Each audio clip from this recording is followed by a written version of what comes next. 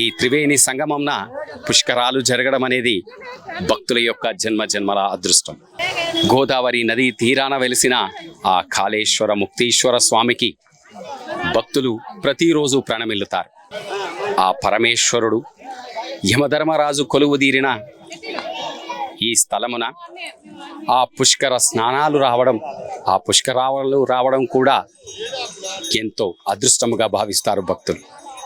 అందుకే ప్రతి ఒక్క భక్తుడు కూడా ఈ త్రిలింగ క్షేత్రమైన కాళేశ్వర ముక్తేశ్వర స్వామి దేవస్థానమున సరస్వతి పుష్కరాలను ఎంతో వైభవంగా నిర్వహిస్తూ ఉన్నారు.